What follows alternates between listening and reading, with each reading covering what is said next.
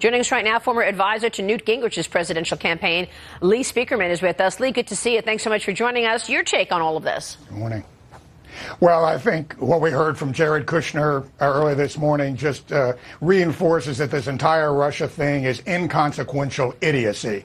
We've got to govern in this country. I just saw a study that Bloomberg and the Media Research Center did that showed that only 6% of Americans consider this Russia situation a major issue, but it got 75% of the coverage from the establishment media. That's outrageous. We've got to govern this country. We've got to focus on health care, on jobs, on terrorism. We've got North Korea about to be able to deliver a nuclear missile. These are the things we've got to focus on in this country.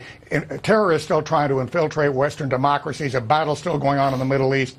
This is what we have got to focus on. This Russia stuff is ridiculous. Frankly, if I were Donald Trump, and this is just me, I would pardon myself and every member of the White House, from the top officials to the receptionist, and then bring in a new attorney general and get rid of Mueller. There's no mention of special counsels in the Constitution. Let's follow the Constitution. Let Congress investigate. They can do as they will. That's fine. They're doing that.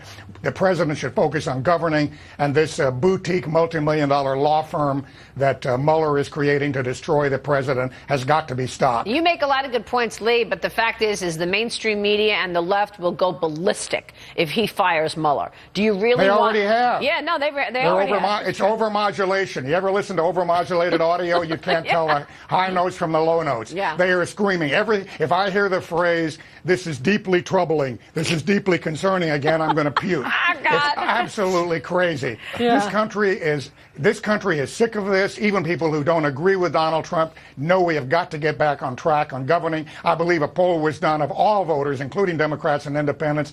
51% believe that the media is actually, or the Democrats are trying to take down Trump versus following principle and the priorities of the country. Yeah. Over the weekend, Schumer said it would be a cataclysm if Mueller was fired. I'll tell you what a cataclysm is. It's when workers in this country have not seen an increase in pay for 20 years. It's when startup density, that is new businesses forming, is at the lowest level it's been since the 1970s. It's when we have an uncompetitive tax system that my friend Newt Gingrich is working hard to help push from the outside to get reform so that we can create more jobs and give the middle class a break. That's what Americans care about. And of course, we've got to fix this health care. We've got Obamacare collapsing. We've got our infrastructure crumbling. And we're worrying about something that is completely ridiculous. And there's no crime at all, other than the leaks that have come out of the intelligence community and some members of the government. Those are the only crimes that we know about. The rest is all an attempt to hurt Trump. Every bit of it. So I've got a question for you. This is Lee Carter. Lee. We're trying to get off the Russia topic and get back onto health care. This week we're expected to go to a vote. What do you think they're going to vote on, and why can't we get something done? Well, we can't get something done, quite frankly, for one reason, is that both parties are guilty of taking millions of dollars of campaign contributions from the big insurance companies. And if you look, and this is never talked about, but if you look at Aetna, Cigna, and United Healthcare, who helped write Obamacare, their stocks over the past 5 years have tripled.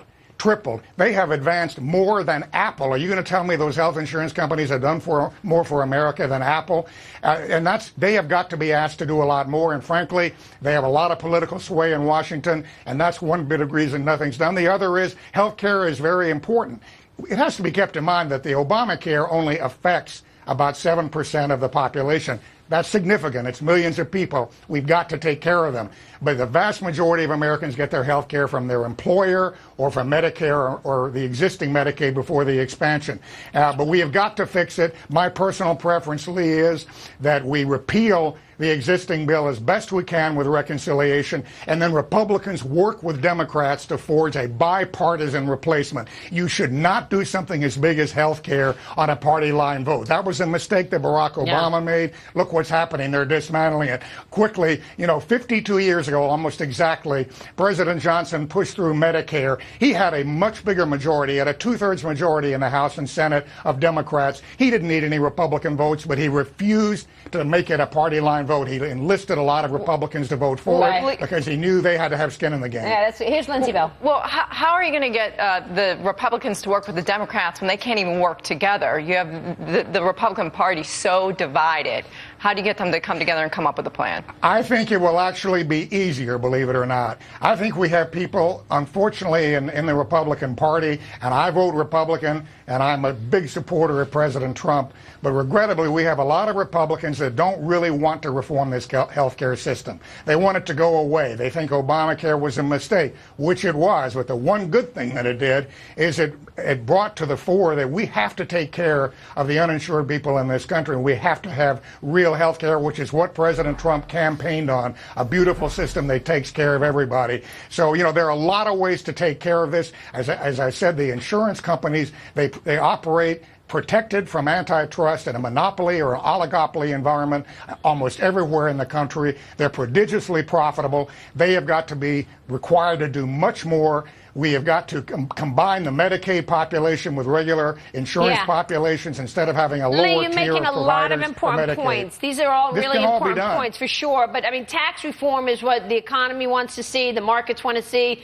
The Hill is reporting former House Speaker Newt Gingrich is teaming up with small business owners to pressure Congress for tax relief. I spoke with Speaker Gingrich yesterday, and he basically said, let's do a timeout and look at the first 6 months of the administration. And Senate, the House, and the president has to ask themselves, is the last 6 months what we want to see in the next 6 months? If not, we do a reset. Here's what he told me on Sunday Morning Futures yesterday. I think the first big change is to really emphasize by Thanksgiving having a tax cut bill signed into law, which means it has to be fairly simple, fairly straightforward. I think they ought to drop tax reform as a goal, go to tax cut as a goal, recognize that if we don't have economic growth in the first and second quarter of next year that proves we're the party of jobs and prosperity and take-home pay, we could lose the House and be faced with Speaker Pelosi for the last 2 years of this term. Is that realistic to get a tax reform or maybe just make the gold tax cuts, get that done by Thanksgiving? Well, nobody in America knows more about driving through legislation successfully than Newt Gingrich. You're right. If he says it can be done by Thanksgiving, it can.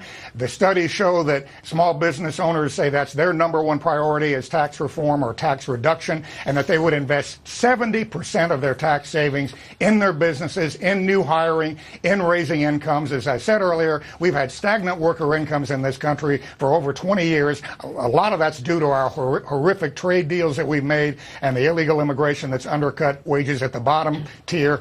But we have got to fix that. I totally agree with Newt. It can be done. I do believe, though, we've got to reform health care. It's too important. It's too big an issue to sidetrack. I think we can do both. I actually think they're tied together. Frankly, I think we need to take a very serious look at a trade tariff. We import nearly $2.2 trillion worth of goods in this country. We need a tariff on that. Do you want the border adjustment tax? I don't want that, because the border adjustment tax is a whole nother tax regime. We're trying to simplify taxes on top of the existing tax system. The businesses would have to calculate that separately. Crazy. We've done tariffs for centuries in this country. A 10% tariff would yield $210 billion. That would get us a long way toward being able to actually cut income taxes, fund a health care system that actually works. It's based on private insurance, but gets rid of the coddled insurance industry that we have now, makes them do more. Lee, great to have your insights this morning. Thanks so much. Lee Spieckerman, great to join you. Joining us there. Stay with us. We are going to take you live to the coverage of the president's statement on health care. It happens